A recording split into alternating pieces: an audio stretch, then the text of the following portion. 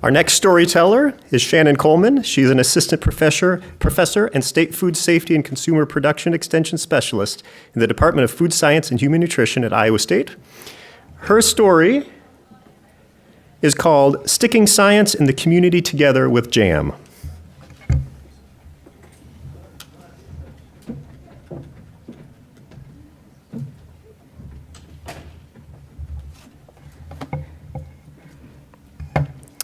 I moved away from home from Alabama summer of 2009.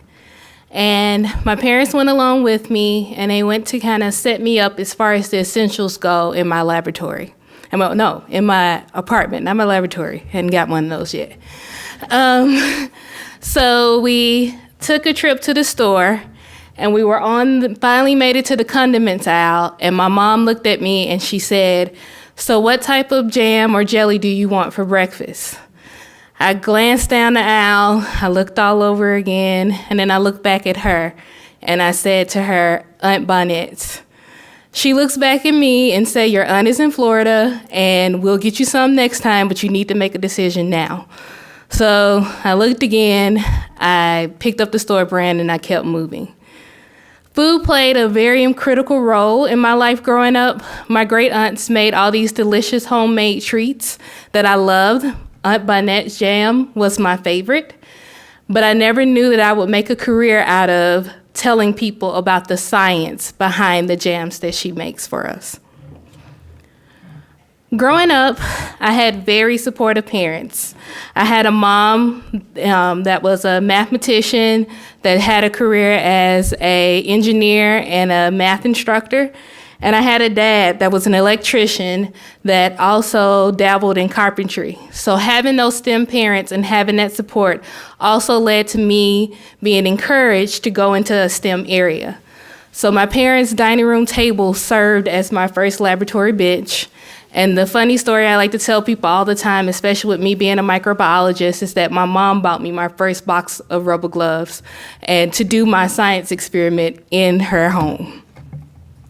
But I had a dilemma. I like doing volunteerism type of work. I went to a Catholic school that had a heavy curriculum in volunteerism, so I wanted to work within my community, but then I also wanted to be a science. And I didn't quite know then how I could make that work for me. So I started applying to schools, and I ended up working on my bachelor's and my master's in food science. So that allowed me to be a scientist, but then I also served as ambassador and did recruitment activities and science nights for my department all the time. Overall, and also through my master's, I decided or found out that I also love teaching. So I decided to go and get my doctoral degree.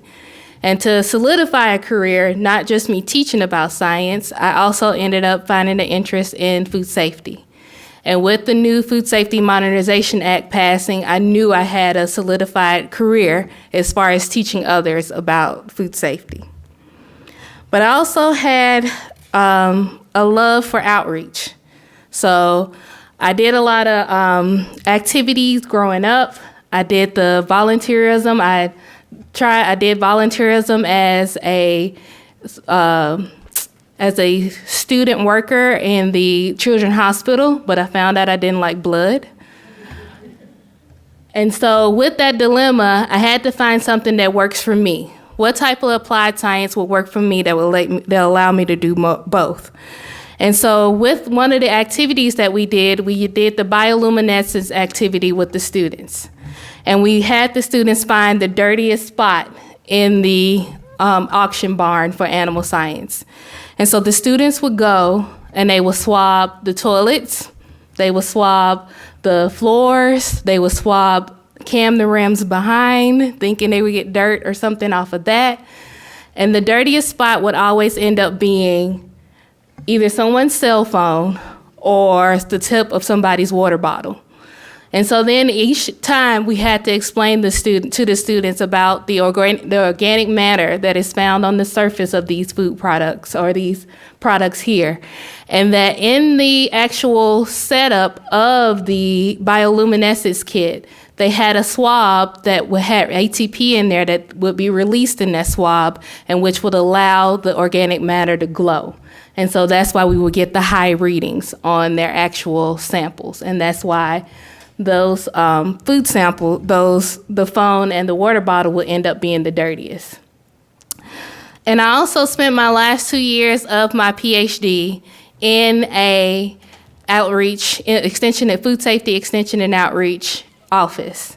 And I would always hear my co-advisor explain to people why they can't sell their barbecue sauces or their salsas that they made in their home without having some further testing done.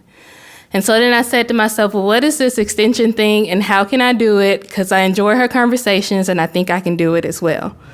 And so according to the USDA NIFA, extension gives you the opportunity to share research-based information with the community informally through either a programming or a fact sheet. So we work with farmers, with those who live in rural communities, as well as those who live in urban areas. And we're developing evaluations with those programmings to increase or promote positive changes among our audience. And so I decided 3 years ago to join here at Iowa State as an extension food safety specialist for food safety and consumer production. Over the past 3 years, I have developed fact sheets. Over the past year, we have developed a training for those who are working with products that they create in their home. And one of the fact sheets that we do targets those who make products at their home and sell at the farmers market. And one of those products that is sold at home and that are made at home and sold at the farmers market is a jam. So going back to the jam that my aunt made that I love so much. But there are standards and rules that you have to meet and match in order to sell those products. So according to the government and the rules set by DIA, Department of Inspections and Appeals, they have to have a 65% soluble solid rate. And that's measuring the sugar content of their jam. They have to have a pH below 4.6. Well, the pH measures whether it's acid or base. As far as the jams go, they want you to fall within those acid range. And then they also want you to have a water activity below 0.85. And so with that, there is some science behind those jams and jelly treats that I work with every day and has been my favorite of my aunt. And now I'm taking that same product and sharing with others and educating them on the science behind their product. I am finally fulfilling my dream. I am working in the research lab, providing technical assistance to that audience. So we actually take those samples and we run the analysis on them and kind of give them the science behind it. And at the same time, I am developing a program that is making an impact in the state of Iowa. I am now allowed to share stories about science with the community. Thank you.